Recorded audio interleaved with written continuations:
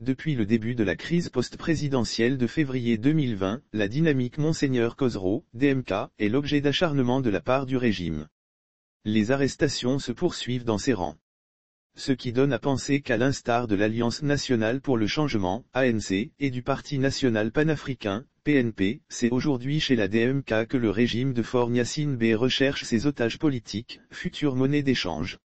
Le calvaire entamé à l'aube du 4 novembre 2021, jour de son arrestation, se poursuit pour le militant de la dynamique Monseigneur Khosrow, DMK, Jean-Paul Oumolou. Une dizaine de jours après cette arrestation musclée et décriée par la classe politique togolaise, le collaborateur d'Ajbeyome Kodjo a été présenté au juge d'instruction, qui après audition, a décidé de le placer sous mandat de dépôt. Selon les informations recueillies, la justice togolaise a retenu 4 chefs d'accusation contre l'activiste et ambassadeur pour le compte du gouvernement d'Ajbeyome Kodjo. Il est accusé de incitation à la révolte contre l'autorité de l'État, outrage envers les représentants de l'autorité publique, diffusion de fausses nouvelles, et apologie des crimes.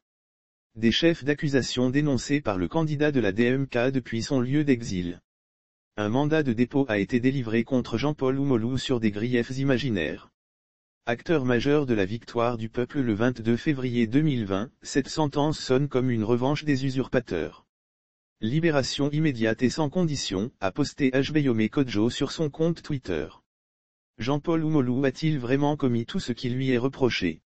Impossible de répondre par l'affirmative. D'abord parce que cette arrestation a été menée dans le sillage de l'acharnement dont se dit victime la DMK.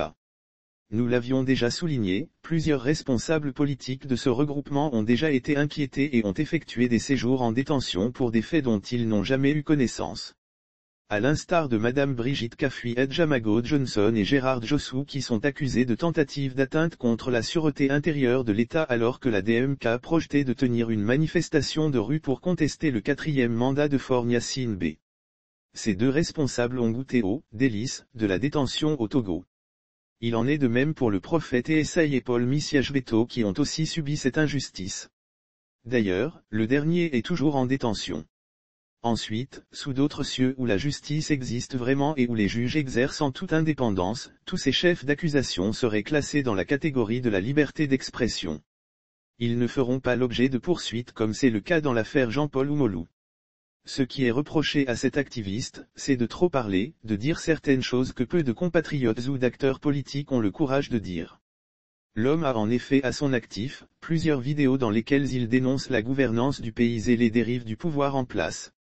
Il est aussi très actif dans la contestation du régime de Faure Gnassingbé.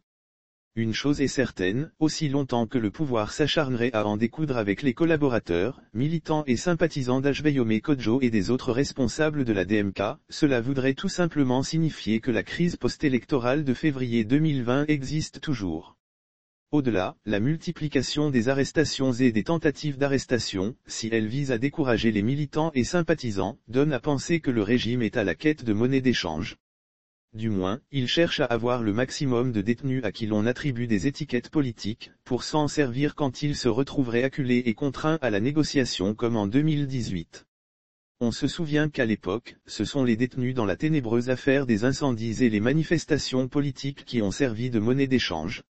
Leur libération qui n'était que justice, a été présentée comme un geste d'apaisement du gouvernement. Pourtant, toutes ces personnes arrêtées ou inculpées ne méritaient pas le traitement qui leur a été réservé par le régime cinquantenaire des Gnassingbé. Ils étaient simplement innocents.